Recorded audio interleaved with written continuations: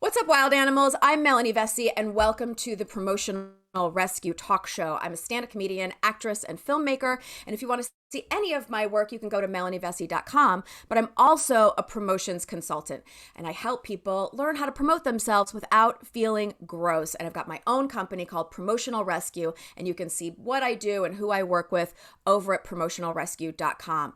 But on today's show, I'm going to be talking with my guests about their best tips and tricks, and then over on my Patreon, we're going to be talking about the best and the worst thing that's ever happened to them promoting online. And this is a very special guest today because I know we're going to have some juicy stories. So definitely jump over to my Patreon, patreon.com/Melanie Vesey.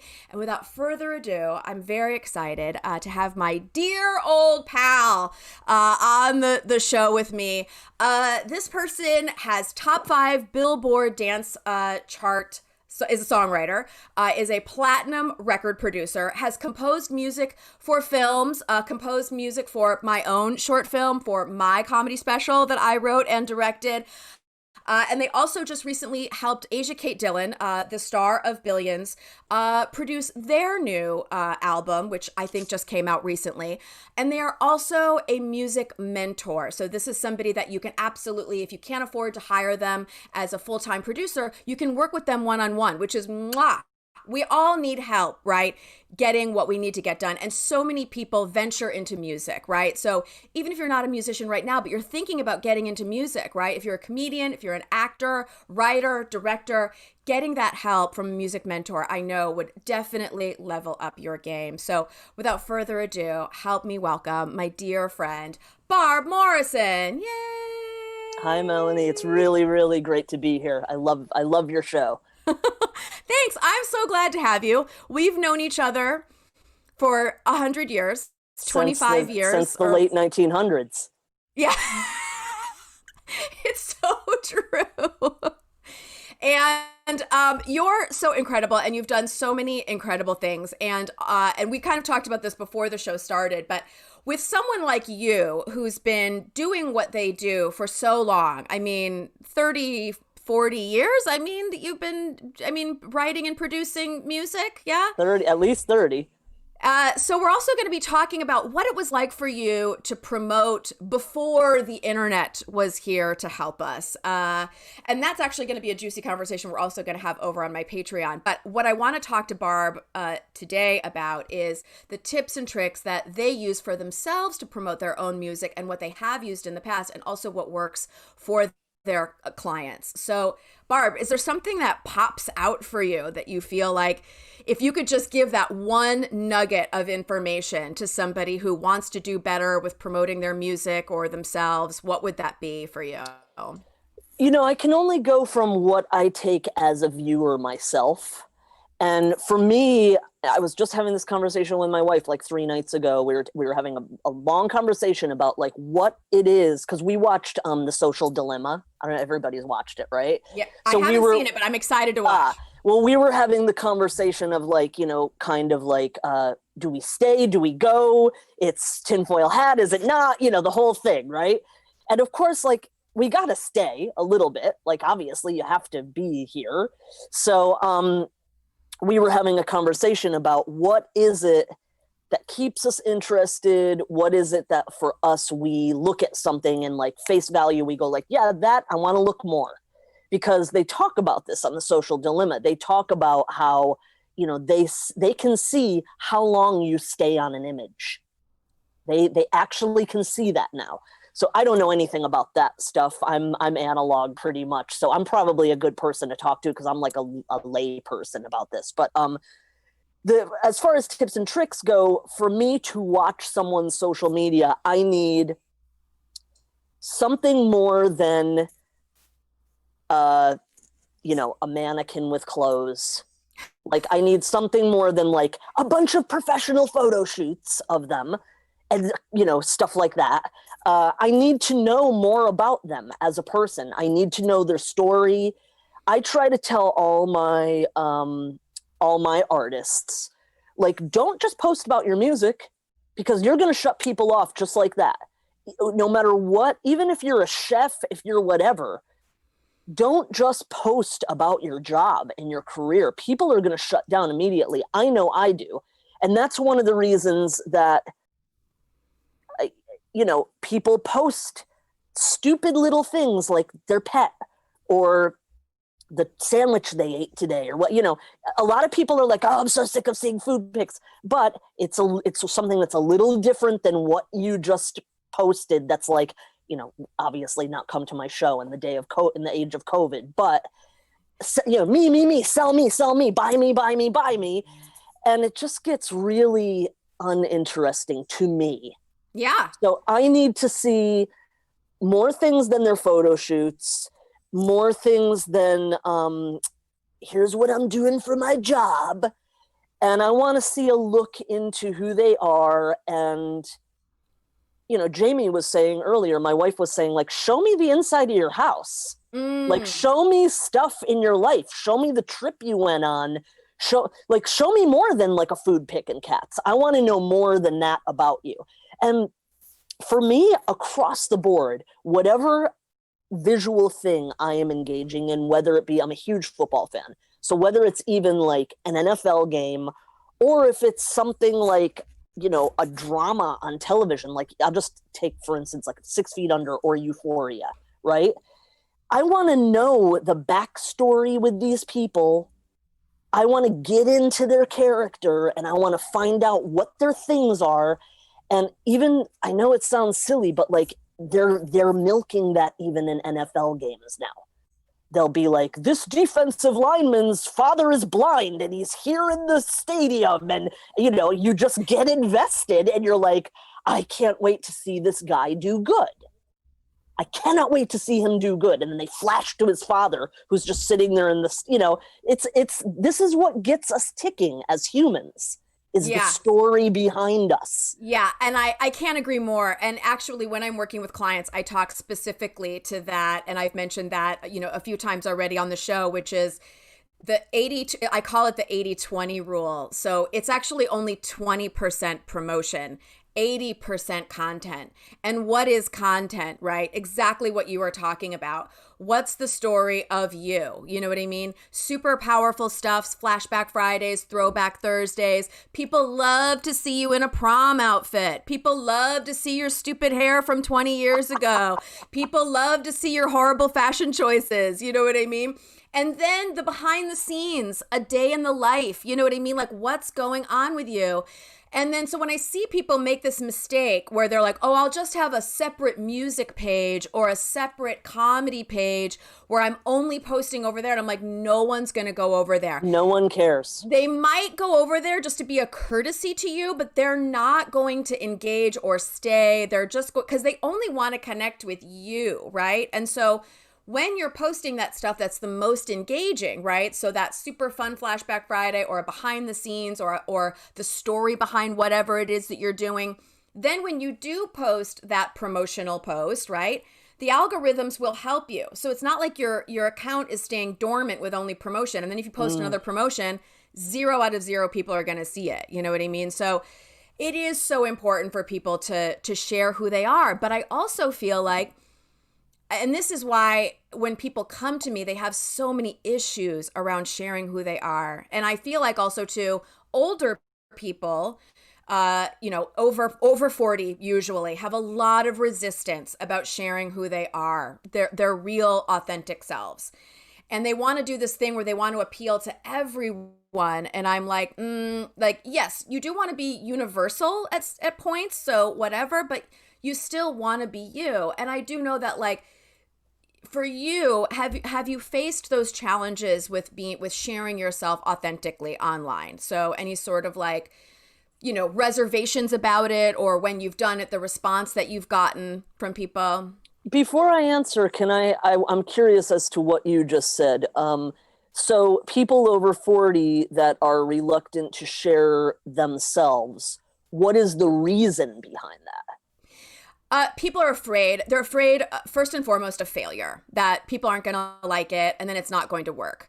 They're afraid of kind of being exposed. There's this kind of thing where they want the validation, but they want to be private. And I'm like, you can't have the two things at the same time. So and what I've helped people do is figure out a way for them to figure out like what is that thing that they want to show the world, what is included in that, because I don't agree you should put everything online either. Like I when I see people sometimes having fights with their partner or just super kooky stuff, and I'm just totally like is that what you really want to represent you, kind of like your innermost, dark thoughts? I'm like, because you might not feel like that next week. And then, but what's really going on with you? So for me, LGBTQ, married, whatever, gun violence survivor, like whatever it is, I have hot button stuff just in my person.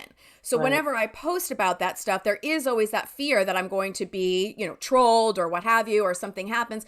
But I've actually, like, in all my experience of all my clients, never seen it so bad where it was like we had to like do something to do damage control. It's actually most of the time been a lot of love, right? If you do this in a way that feels right for you. So have you had to kind of like face any of that stuff online with like sharing just your life or even your clients, people that you work with? The critics, you're lucky if the critics come for you. You're lucky. So if any, like they say, any press is good press. But I have had to, even before, this was before the days of Facebook, but like when I did the first, when I started dipping my toes into the Blondie camp, the fans were absolutely split down the center. Okay. 50% yay, this is the greatest thing I've heard in 2 decades from Blondie. And the other half was Deborah Harry needs to get as far away from Barb Morrison as possible. And it was 50-50. Okay.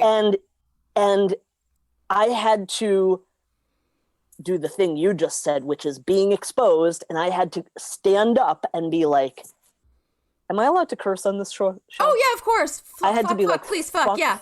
You guys. I had to be like, fuck you guys. And I'm proud of this work.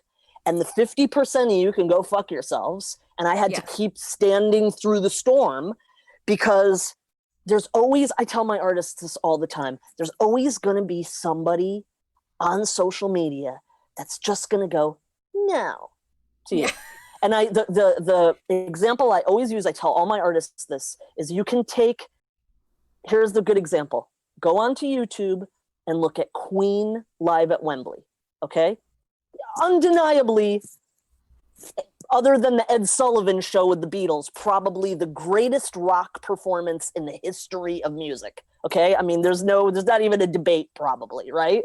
Right. It's the most legendary thing that will be like, at the gates of heaven when we walk in, or I'm just like, whatever. So you watch it, and I'm just making up numbers, but like, say it has 20 million views, right? And then it's got 17 million thumbs up, right? There's still 8,200 people that put thumbs down on it. 8,200 people went, I don't think so. So you just go like, fuck you. And like, what? There's always going to be some dick that's going to go like, no. What are you going to do? You know what I mean? Like, so I had to learn that early on with like the first Debbie Harry and Blondie stuff that I did, because those fans are so kooky. And they had very, very strong opinion. I mean, these are the kind of people that are like, did you see the photo shoot Debbie just did? She wore that outfit on The Tonight Show in 1979, but she didn't wear the purse. It's a new purse. Like they're that. They're very invested. They're very invested. And so you're for the flop kids no matter listening what. Who don't know who Blondie is, which is always kind of blows my mind. So Heart of Glass, Call Me. I mean, one of the most iconic bands in the history of iconic bands. And Barb, did you songwrote and produced, or? Yeah, songwrote. I wrote and produced her entire the last solo record. And then I produced and written for like a bunch of Blondie stuff. But I believe it or not, I think her most famous song is The Tide Is High, I think. I know, which is actually one of my least favorite songs. It's so funny, right? I don't enjoy, I mean, Rapture is amazing, and even like I don't know, there's so many songs that but it's so funny because I remember we used to run in gym class if we brought music like 45s, and someone always brought The Tide Is High, and I was like, this is like the least, I don't get it with this song. But I'll tell you why, and this goes with marketing as well. The reason that The Tide Is High was crossing boundaries is because it was a crossover. And this also goes into promotion and social media and marketing and blah, blah, blah. It's crossing over to not just be in your niche audience. Right. You gotta cross, like, so for instance, I took my car to the mechanic and this was back in the days of CDs, whatever, right? So he opens the trunk, he sees a box of Deborah Harry CDs. And he's like, what's this? I said, oh, it's a record I produced. He's like, oh, you're a record producer? He's this Puerto Rican guy, right? He doesn't really know who Blondie is, I guess, right? He's like, who is that? I'm like, trying to explain who it is. I'm like, I did the same thing as you. Right. I sing Heart of Glass. Nope. I sing Call Me. Nope. I sing The Tide Is High. And he goes, I know this song. I love this song. And I'm thinking, it's because that song was played on like cruise ships. Yes. You know, it was across the board. So there is a part in this marketing thing where you have to go outside your little bubble and you have to say like, I want to, you know, I want, like, for me, okay, so like my go-to hashtag, my go-to like over and over hashtag is like LGBTQ, non-binary, record producer, songwriter. This is what trans looks like. Trans is beautiful. You know, those are my staples, right? Right. But I want somebody who likes to crochet and they're 28 and they listen to, you know, country music to look at me. I don't know, you know, I'm just like, maybe that's not the right person in this climate to say, but like, I'm gonna say that they're a cool country music fan. Of course, yes. But you know, I want to get outside my little thing. So you know, the Tide Is High is a perfect example of, in the olden days, right? You would want to get past that audience and grow and, you know, go global. I tell my before I even record with people, I say, who do you want to be in your audience? You know, if you want it to be like an indie, you know, Bushwick 500 person capacity thing, cool, I can do that for you. Yeah. But if you want to be global, we got to do a different thing.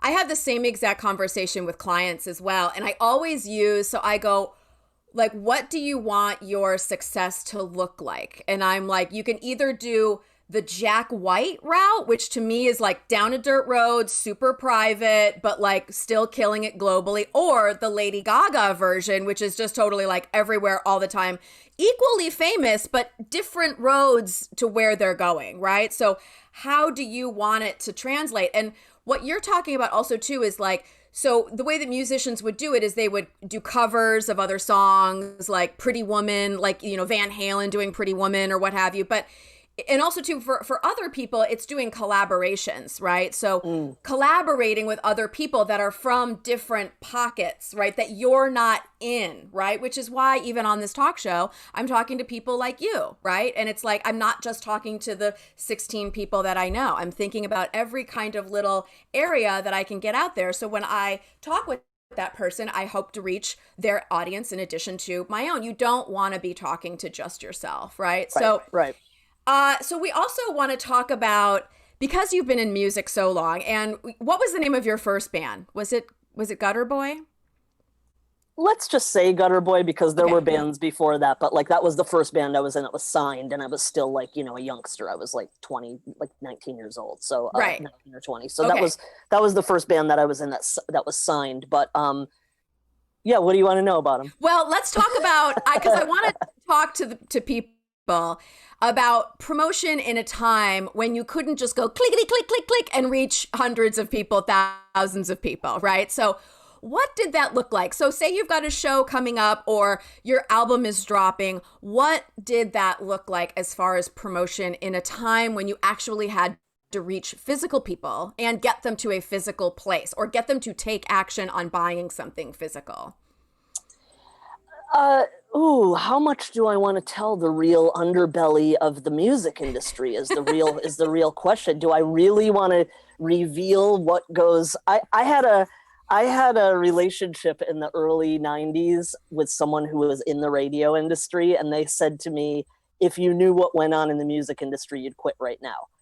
So, I mean, so you're I don't probably know. talking about like payola. I don't know how much I about... want to tell. Like, you know what I mean? Like, I'm trying to like make some records over here, but So just for your bands, you know what I mean? right, Like, right. No, I was going to tell a Gutter Boy story. Actually, I will tell this story because it's kind of interesting. yeah. As far as promotion goes and the way they set up who we were, you know, we were a punk rock band half of us were from Queens and half of us were from the East Village, and so we came from the Clash and Stiff Little Fingers and stuff like that, and we got into this. We were also like secret, like kind of ballad lovers. So Of like we loved like a course. sappy Bruce Springsteen ballad or like a Yeah, sappy... Neil Young. Yeah. So we had a couple of those like peppered in. And so the record company, when they got a hold of us, which was like Geffen Records at the time, we were signed to Elektra, with the biggest signing of ever of a new band in the history of Elektra. We blew through that money, like, you know, old school style, just blew through it like maniacs, and then went right and signed like a new deal with Geffen. The record never even came out on Elektra. And Oh my God. we just blew through like all this money, and then we went right to Geffen, and Geffen, we had a huge deal as well, blew through that. The record came out, we didn't like it, but I'm going to tell you a story about what happened at Mercury Records, which is at that point they had kind of started to position us as like a pop band because we were rough and tumble, but we were also like cute, and the guys were super cute, and Bruce Weber liked to take photos of us, and we have Allen Ginsberg photos of us. Amazing. I mean, everybody looks so beautiful. I could die. Right. So the ingredients were all there. So they didn't want to keep us like punk rock because punk wasn't even like until Green Day, punk wasn't a hot topic, you know, commodity yet. So they didn't know what to do with us. So they had to bank on us with these ballads, with these corny pop ballads. That was the only way they could push us. Okay. So when we were in the middle of the record, we were out on tour with the Stray Cats, and we had to, we had to show up at the merch table with something to sell. So what they did was they took our rough mixes. They took the punkiest songs of our rough mixes. Our record wasn't out yet. And they took the rough mixes of the punkier songs, and they packaged them into this little cassette. This was back in the days of cassette. And the packaging was a typewriter with the rough punk rock fanzine stuff on it. And it was just marketed just like that. So we did a whole tour where our only thing that we could sell was this little cassette that looked like it was made from a kid's fanzine. Yeah. Meanwhile, it was done up in Bearsville studio, like millions of dollars of like, you know, we had like the greatest producers and the greatest, but this was a marketing thing that they wanted to get in the cool kids to get on board with us. So that, you know, what's the Sex and the City quote? Like, first the gays love you, then the girls love you, then the world loves you. It's like some shit like that, right? So it's like they wanted like the little punk kids to love us so that like the next thing could be like the girls loved us, you know? And so this is like marketing 101. You know, it's like, I don't mean to be like a shallow dickhead about it, but this is marketing 101. Yeah. So these are the kind of things you have to keep in mind. And it feels yucky to tell the story, but marketing is marketing, and selling yourself is selling yourself. There's no way of getting around it and being like, you even say a thing like Jack White. Jack White has maintained his I'm cool thing, but there's a whole thing of like what I just said of marketing behind that pushes it forward. I don't know them personally, but like right. I can, you know, his stuff, I can tell you right now as a producer, you put it on your ears and it's absolutely impeccably gorgeous feeling, but to the civilians, that's punk and that's edgy and that's blah, blah, blah, whatever you want to sign on to. Right. So it's all about this thing of how you're showing and what you are and the stuff you put behind it.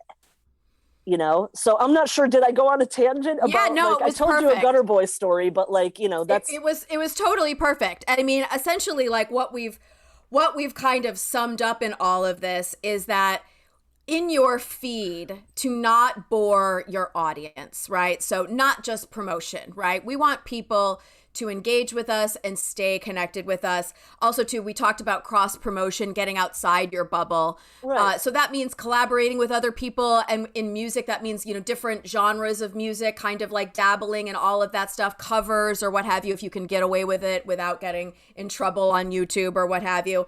I don't think anyone gets in trouble anymore, do they? I don't think that anyone does. I had well, I mean, here's the thing. This is kind of interesting to comedy, which is that, and we have the same issue when we do our show on Twitch, which is that I love having music incorporated with my shows. Music elevates the room. Like when I do a comedy show, I always have music in between the comics. It cleanses the palate. It like levels the playing field. So if that person bombs, that music is there to be like, we're back up. And then if that person kills, the music, yes, even let's keep going. You know what I mean? So in doing music in my comedy shows, we had to figure out a way on Twitch so that they wouldn't silence our music. And then same thing with Make It Rain Comedy. With our comedy show, we had people singing and dancing to their favorite songs, and Facebook would just mute it. Oh, yeah, yeah, of course. Yeah, of course. So it's just kind of a real challenge when you are, I mean, I'm just such a music lover my whole life, you know what I mean? And I always want to incorporate that, but it is such a challenge, with these platforms. And I really wish there was a way to either like have, I don't know, like some sort of app where you could pay yearly, like kind of like a subscription thing to say, hey, I want to use. This is why TikTok and Instagram stories are so popular, because I get to put up a picture of these beautiful seared scallops I just made and post on Justin Bieber, yummy, yummy, yummy. It's like, it's a done deal. It's there. People see it. They have the feeling, they have the sound, they have the taste. It's all, so that's why that's all important. And you got to utilize all that too. So for clarity, so Justin Bieber has said to Instagram, you can put that there, right? Correct. But what's weird is that I guess it's like when I'm projecting the show on a live stream, for some reason it gets silenced. I think sometimes because they might not have that Twitch or whatever might not have the deal going with that artist. Oh, right. That might just be the situation. I feel like someone has to figure this out, because we're in this situation where we're trying to create this in-person immersive feeling online, and that means, yes, having music, and yes, we don't want to just use royalty-free music, or we don't. No. So what my DJ did, DJ Chum, who's awesome, by the way, he remixed songs and used his own music, which sound great, and we were able to get around that issue. So we have a DJ on our Sunday night show on Twitch, on Comedy Hub. But it was just a real challenge to figure that out. And I also know, like, for the drag shows, those queens, how are they going to get around that with performing it? They can do it in private rooms on Zoom, but they can't project it. Anyway, I'm going off on it, but it's such a challenge with the music. And also, too, I was raised in a household where my dad wouldn't even let me record albums to tape. He was like, we don't do software piracy. And I was taught from a very young age, like, no, you go buy that tape. And I was like, but mixtapes, you know what I mean? Like, so, and I'm always very, We just watched the Perks of Being a Wallflower last night. That's why I'm laughing. Oh, yeah. So, I mean, I just feel like what's so challenging is that, like, I mean, I watched Napster kill, the music industry in the early 2000s, and it was really frustrating. And I want to give musicians music money. I want to, whatever it is, like, I wish there was some sort of app where you could subscribe and you get access to the music, and then you had like full rights to use it anywhere on your show, in your whatever, on your Zoom. It would be a really great way to marry that, and then the musicians could get the money or the plays or the exposure or whatever it is. It would be a really amazing way to cross promote. But so can you please get on that? Can some app developer out there please get on? I mean, it's a little bit happening on TikTok, but you can't do the second step that you said where you take the actual song and, but right. I don't know. Oh, wow. Don't get me started about like music royalties, because that's a bad situation. Well, I mean, with the internet, it's the wild, wild west. I mean, it's with anything, people ripping visuals. Yeah. Everyone's gotten fucked. Writers, directors, actors, producers. Before the internet, you could be like a gazillionaire off a one-hit wonder. Oh, yeah. You Yeah. know? And Absolutely. I mean, I don't know if I'm quoting this correctly, but I heard some stat that like Rihanna didn't even start to make money till like her 8th single, like her eighth. God. I mean, I don't know. Don't quote me on this, but like, Right. I just heard I heard somebody saying that it was like the 8th single. Whoa, like, whoa, Yeah. So, but back to like the way you present yourself. I did just want to say something that came to mind when you were talking, which is, we all know in this day of fast-paced internet and we're click, click, click, click, scroll, scroll, scroll, scroll, you really do have like you have one chance to either make or break somebody. And if somebody takes a look at your page and you do something that's like even a little bit like, they're never going back to you. Mm. And a perfect example that is really starting to get under my skin. I cancel people immediately when I see this is using all the civil rights hashtags for your dumb white face. That shit makes me want to axe murder when I see that. A person, a picture, a photo shoot of a white person selling their thing, and they'll put in like a little like, whatever is going on. Yeah. And like Black Lives Matter. It's like, no, you don't get to step on the corpses of Black people right now and like sell your stupid face. Like that is not, so like that's the kind of stuff that's important for me as a viewer. I'll scroll, and if I see that shit, you're out. Like I won't even give you a second chance. You're done. Yeah, so not understanding and being tone deaf to what you're doing and how you're using your accounts and your platform for ultimate good at the end of the day. Not at this point in 2020 when what's going on is what's going on. This is not, you have to be like I hate this word, but you have to be a little bit more woke than that. Yeah. Just a little, absolutely. So absolutely. it's so that kind of stuff makes me insane. And it's so when it's your scroll, it's in the olden days, it would be, you would send something to an A&R person and you would have 1 minute to catch their attention. If you didn't get out of there by the first verse and the first chorus and they wanted to keep listening, you were done. I feel like it's the same way in scrolling now. You get one chance, and if you see something, you're like, I'm never going back to that person's page. I don't even care about them. I actually think they're a dick. Yeah, well, that's on you now. So it used to be when you were the product, you would have somebody else be responsible for that, right? Correct. But now you're that person, which is why it's so important to invest and understand how this works. So you're not creating damage. You don't have to do damage control.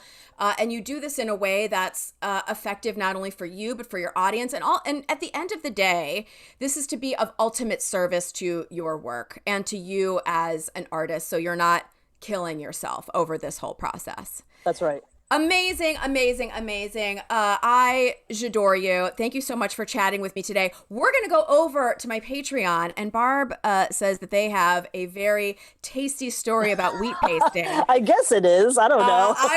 Wheat paste is delicious. I don't know if it was being ingested in any way, shape, or form. But anyway, we're going to hear about some the best and the worst thing that's ever happened to Barb promoting online or for themselves or for their clients. If you want more information about Barb, you can go to superbuddhamusic.com. They have a mentorship. You can work with Barb, who has worked also Barb Morrison Music goes Barb Morrison Music. Okay, BarbMorrisonMusic.com goes right there. Like funnels in. Yeah. And then I knew you were going to give me a little speech about that, Mel. I knew you were going to be like, what happened? Like, yeah, you can type in Barb Morrison Music. I'm always like, brand your name. Yes. No, it's in. Type it in. It goes right in. BarbMorrisonMusic.com. Right. We're there. I know. There. So you can work with Barb one-on-one, either as a producer or to help you understand how to do better music and be a better musician, all of those amazing, wonderful things. If you want more information about me, melanievesey.com. I have weekly comedy shows on Comedy Hub. I have a comedy special on Amazon. And if you want to know more about my biz, you can go to promotionalrescue.com. And if you want to watch the full version of this, you can go over to Patreon. So patreon.com/melanievesey. And we'll see you over there. Bye.